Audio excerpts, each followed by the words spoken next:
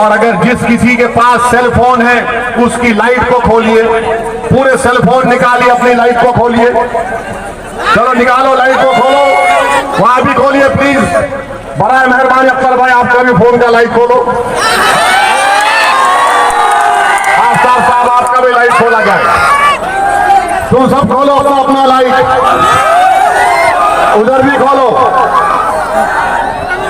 अब आप ये तस्वीर करो कि पूरा वो अंधेरा है, फिरका परस्ती है, इखलास, पीलू खान, बाबरी मस्जिद, ये जो तुम रोशनी जलाए हो, ये उम्मीद की रोशनी तुम आज जलाए हो संता की सरजमीन पर।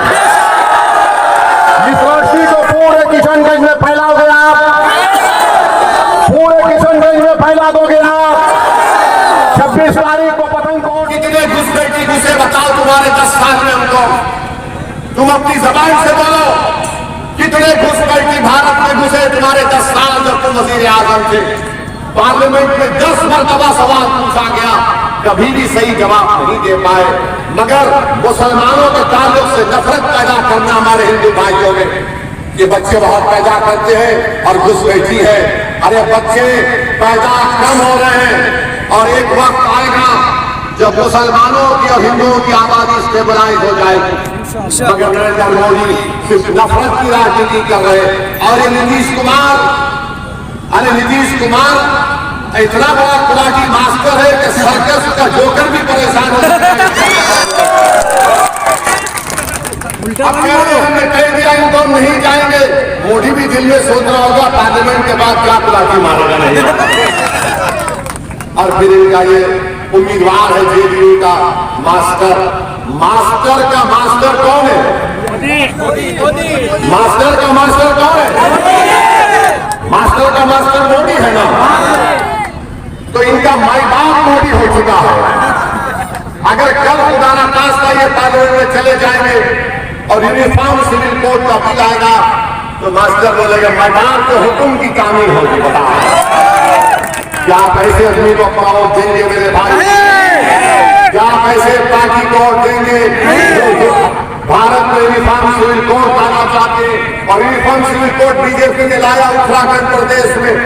कैसा कानून लाया? यूनिफॉर्म सिविल कोड उत्तराखंड में कहता है कि मुसलमान अपनी शादी निकाह से नहीं करेगा, स्पेशल मैरिज एक्ट से होगा। अब आप बताइए, आपकी हमारी शादी हुई तो निकाह हुआ, काजी साहब बोले नहीं स्पेशल मैरिज एक्ट। अरे दुल्हन को महर नहीं, महर कुछ नहीं। शादी अगर खत्म करना है तो दूसरे कानून के तहत दो, ये यूनिफॉर्म सिविल कोड होगा। इसीलिए हम आपसे अपील कर रहे हैं कि मजलिस कभी बीजेपी से कॉम्प्रोमाइज कभी नहीं की।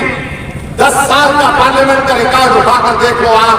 ट्रिपल तलाक का कानून सबसे ज्यादा मजलिस ने मुखालिफत की, यूएपीए का कानून मजलिस ने मुखालिफत की और कांग्रेस ने तारीफ की। यह कानून जो पार्लियामेंट में बनाया गया यूएपीए का, जिसमें सबसे ज्यादा जेलों में अल्पसंख्यक समाज के मुसलमान, दलित, आदिवासी है, 5-5 साल से जेल में।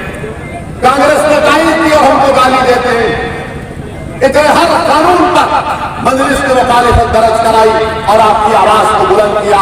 हम आपसे यही अपील कर रहे हैं कि 26 तारीख को निकलकर अपने एक वोट पतंग साथ के निशान पर बटन दबाइए।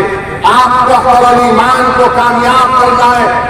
अख्तर ईमान की जात को नहीं, ओवैसी की जात को नहीं, बल्कि सीमांचल और किशनगंज की जनता के इंसाफ के लिए, आपके विकास के लिए, आपकी ताकत और आवाज भारत के पार्लियामेंट में होनी चाहिए। जो इन जालिमों से, जो हमारे आइन के दुश्मन है, अम्बेडकर के बना हुए संविधान हटाते हैं। इसीलिए मेरी आपसे फिर से गुजारिश है कि मुत्तहदा तौर पर अपने के वोट का इस्तेमाल करिए। इस विधानसभा में अख्तर ईमान की कामयाबी के बाद आप देखते हैं कि कई विकास के काम करवाए गए। यहाँ पर